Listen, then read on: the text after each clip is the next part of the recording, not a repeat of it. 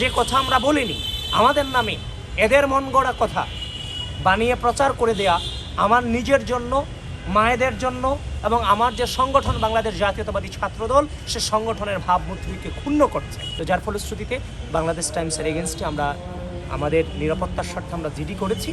শাহবাগ থানায় এসে এরকম একটা পরিস্থিতিতে পড়াটা কোনোভাবেই আমার জন্য কিংবা মায়েদের জন্য কিংবা আমার সংগঠনের জন্য কোনোভাবেই কাম্য নয়। আপনারা দেখেছেন ডাকসু নির্বাচন থেকে শুরু করে এ যাবৎকাল পর্যন্ত কত লেভেলের নোংরামি হয়েছে আমাদেরকে নিয়ে, সেটা কল্পনারও বাইরে। কিন্তু আমরা বারবার ধৈর্যের পরিচয় দিয়েছি। কোনোভাবে বাক স্বাধীনতার ব্যাপারে আমরা আপোষহীন ছিলাম। আমরা চাইনি, আমরা সমালোচকদেরকে সমালোচনা করার সুযোগ দিয়েছি। কিন্তু যে কথা আমি বলিনি সে কথা আমার নামে তার বক্তব্য সে বক্তব্য বানিয়ে আমার নামে ছেড়ে দেওয়াটা এটা তো কোনোভাবে সাংবাদিকতার মধ্যে পড়ে না, কোনো নর্মসেই পড়ে না, এবং যেটা সামাজিকভাবে আমার সম্মান, আমাদের সম্মান এবং আমার সাংগঠনিক সম্মানকে ক্ষুণ্ণ করে। আজকে যখন আমি কেআইবিতে একটা অনুষ্ঠানে ছিলাম, সে অনুষ্ঠানে থাকা অবস্থায় আমি দেখতে পেলাম বাংলাদেশ টাইমসের একটা ভুয়া ফটোকার্ড।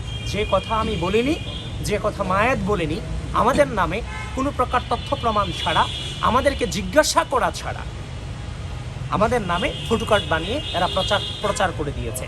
পরবর্তীতে যার ফলশ্রুতিতে আমি মায়েদের সাথে কথা বলেছি, আমরা সিদ্ধান্ত নিয়েছি যে কথা আমরা বলিনি আমাদের নামে এদের মন গড়া কথা বানিয়ে প্রচার করে দেয়া আমার নিজের জন্য, মায়েদের জন্য এবং আমার যে সংগঠন বাংলাদেশ জাতীয়তাবাদী ছাত্রদল সে সংগঠনের ভাবমূর্তিকে ক্ষুণ্ণ করছে।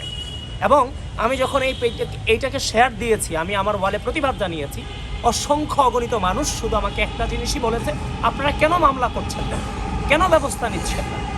সেটা শুধু আজকের মামলা করিনি, আমরা একটা আমাদের নিরাপত্তার জন্য, সংগঠনের নিরাপত্তার জন্য আমরা জিডি করেছি। আমরা মামলা পর্যন্ত যাইনি, আমরা জিডি জমা দিয়েছি। সেটাও হচ্ছে যে যারা আমজনতা আছে, জনগণ আছে কিংবা ফলোয়ার্স আছে, সকলের সম্মতিক্রমে এক প্রকার সেটা বলতে পারেন। কারণ এগুলো তো অনবরত হচ্ছে, এগুলোর বিরুদ্ধে যদি কোনো প্রকার ব্যবস্থা না নেই সেটা মনে হয় যে হ্যাঁ আমরা অপরাধী, সেজন্য আমরা ব্যবস্থা নিচ্ছি না, ব্যাপারটা এরকম মনে হয়। তো যার ফলশ্রুতিতে বাংলাদেশ টাইমসের এগেনস্টে আমরা আমাদের নিরাপত্তার স্বার্থে আমরা জিডি করেছি। শুধু বাংলাদেশ টাইমস নয়, বাংলাদেশ টাইমস হচ্ছে তাদের একটা, এটার অফিস আছে, এটার কর্মচারী আছে, এটার অসংখ্য অগণিত রিপোর্টার্স আছে।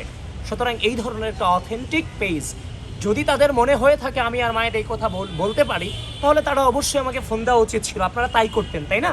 আপনারা তো তাই করতেন, আমাকে জিজ্ঞেস করতেন যে ভাই আপনি এই কথা বলেছেন কিনা।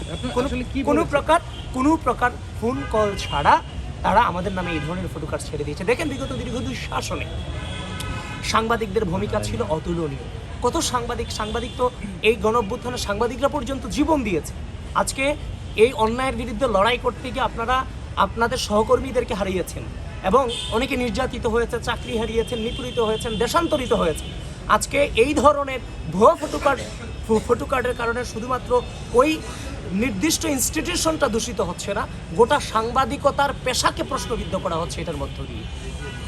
যার ফলশ্রুতিতে সকলের নিরাপত্তার স্বার্থে, শুধু আমার মায়ের কিংবা সংগঠনের নিরাপত্তা না, সকল সাংবাদিকদের নিরাপত্তার স্বার্থে আমি বাংলাদেশ টাইমসের এগেনস্টে জিডি জমা দিয়েছি।